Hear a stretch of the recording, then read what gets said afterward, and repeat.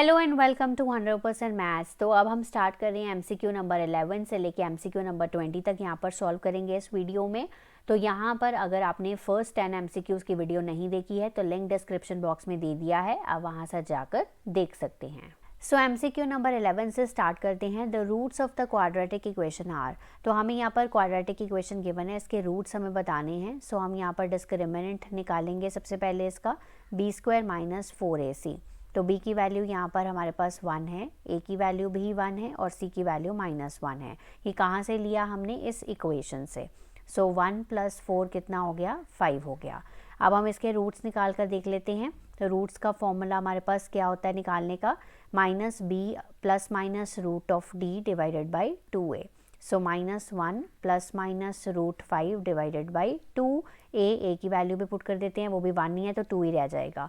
सो हमारे पास इसके जो रूट्स बन रहे हैं वो बन रहे हैं -1 + √5 डिवाइडेड बाई 2, -1 -√5 डिवाइडेड बाई 2।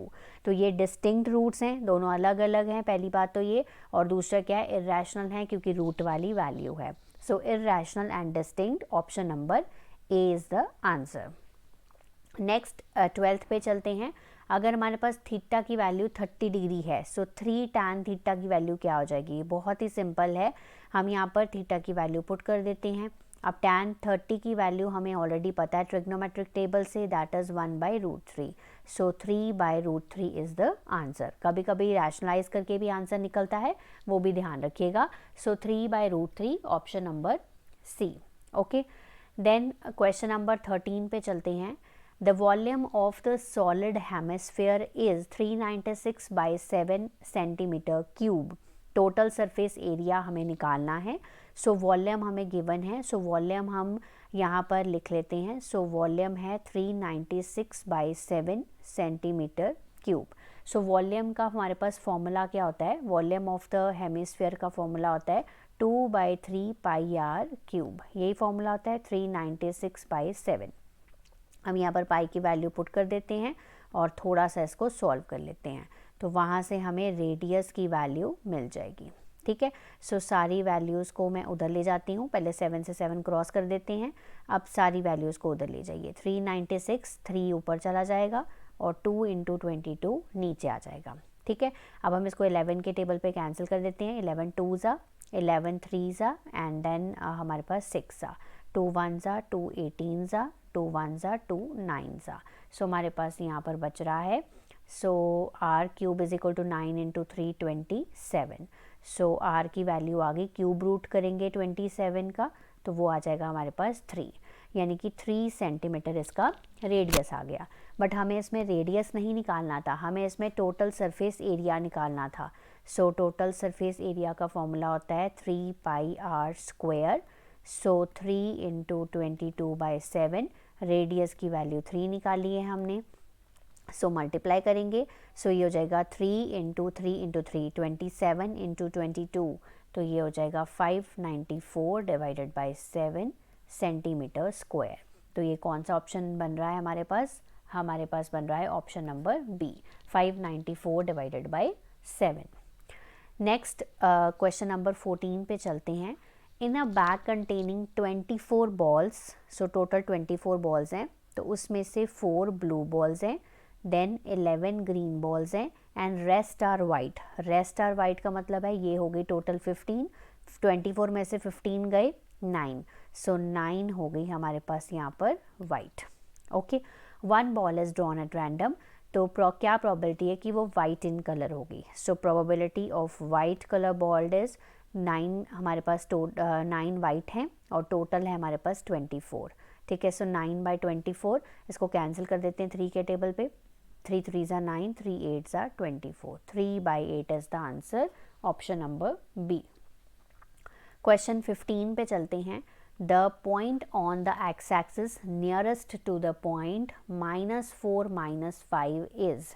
ठीक है, तो अब यहाँ पर हमारा जो -4 -5 वाला पॉइंट है वो कहाँ पर आएगा? -4 है x का, ठीक है, तो मान लेते ये -4 है और ये हो गया -5। ठीक है, तो पहले इस पॉइंट के नियरेस्ट हमें पॉइंट ढूंढना है। सो -4 -5 ये पॉइंट है हमारा। ठीक है, अब फर्स्ट पॉइंट हमें गिवन है 0 0 0 0 कहाँ पर होगा, ये हमारा 0 0 पॉइंट है। नेक्स्ट -4,0 ये हमारा -4,0 पॉइंट है। -5,0 तो -5,0 पॉइंट है ये वाला, ठीक है। और हमारा लास्ट है √41,0। तो आप देख लीजिए कौन सा पास है। √41 आपका जो अप्रॉक्सीमेट वैल्यू थोड़ी दूर चली जाएगी, सो हम देख सकते हैं कि ये वाला जो है हमारे पास सबसे पास वाला पॉइंट है। माइनस, क्योंकि 4 का डिस्टेंस ऑब्वियसली छोटा है ना, सो हम यहाँ पर लिखेंगे -4,0 यानी कि ऑप्शन नंबर बी। तो कभी कभी आप ग्राफ से भी चीज़ों को निकाल सकते हैं, ठीक है, no need to solve that. Then question number 16 पे चलते हैं। Which of the following gives the middle most observation of data, तो वो हमें पता है कि मीडियन देता है, so option number A is the answer. 17 पे चलते हैं। Point on the X axis divides the line segment joining the points, तो सबसे पहले एक लाइन सेगमेंट है, तो ये हमारा ए पॉइंट है 2,-3 और दूसरा हमारा बी पॉइंट है 5,6, ठीक है। अब पॉइंट है एक्स एक्सिस के ऊपर, ए लाइन सेगमेंट को डिवाइड करता है रेशो में 1:2। द पॉइंट इज़, तो हमें पॉइंट बेसिकली निकालना है, सो पॉइंट हमारा पी हो गया, ठीक है। तो मान लेते हैं कि इसके कोऑर्डिनेट्स x, y हैं, so will use the section formula, ठीक है। तो सेक्शन फॉर्मूला यूज़ करके हम पी पॉइंट निकालेंगे।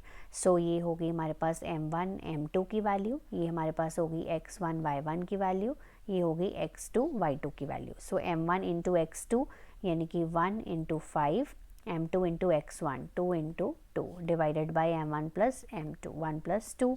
तो ये आपको फॉर्मूला आता ही है, 1 into 6 plus 2 into -3 divided by 1 plus 2। 5 plus 4 9 divided by 3, 6 minus 6 is 0 divided by 3, यानी कि 3,0 3,0। So option number C is the answer. 18th पे चलते हैं। A card is drawn from a well shuffled pack of playing cards. Probability of getting red face card. So total face cards होते कौन से हैं, तो कितने होते हैं, तो फेस कार्ड्स होते हैं 12, यानी कि जो जिन पे पिक्चर बनी होती है उसको बोलते हैं हम फेस कार्ड्स, जिसमें से रेड जो होते हैं वो 6 रेड होते हैं और 6 क्या होते हैं, ब्लैक होते हैं। हमें पूछा गया है रेड फेस कार्ड के बारे में, तो रेड फेस कार्ड्स होते हैं 6 divided by total number of cards कितने होते हैं 52। सो 6/52, इसको हम 2 के टेबल पे कैंसिल करेंगे, सो हमारे पास आ जाएगा 2 3 6, 2 26, सो 3/26 is the answer, option number D. 19th पे चलते हैं। HCF ऑफ, तो हमें यहाँ पर HCF फाइंड आउट करना है, तो हमें दिख रहा है कि 3 सभी में है। 3 की सबसे छोटी पावर क्या है, 2 है, तो 3⁻² आ गया। अब 2 भी सभी में है, ठीक है, तो 2 की सबसे छोटी पावर है 2 की पावर 1 है ना, ये 2 की पावर 1 है। और 5 भी सभी में है, 5 का पावर स्क्वायर, 5 का स्क्वायर है, 5 का क्यूब है और 5 की पावर 1 है, सो 5 की पावर 1 लेंगे। तो सबसे छोटी पावर लेनी होती है हमें HCF में, और वो नंबर हर किसी में प्रेजेंट होना चाहिए। 9 इंटू 2 इंटू 5 यानी कि 18 इंटू 5 दैट इज़ 90, तो option number B is the answer. So next move करते हैं क्वेश्चन नंबर 20 पे। The system of linear equations represented by the lines L and M is, तो यहाँ पर आप देख सकते हैं कि हमारे पास यहाँ पर इंटरसेक्टिंग लाइंस हैं, है ना, इंटरसेक्टिंग है, और वो इंटरसेक्टिंग किस पॉइंट पे है, 0,2 पे है, यानी कि यहाँ पर कंसिस्टेंट सोल्यूशन होगा और यूनिक सोल्यूशन होगा, क्योंकि ये इंटरसेक्टिंग लाइंस हैं। ओके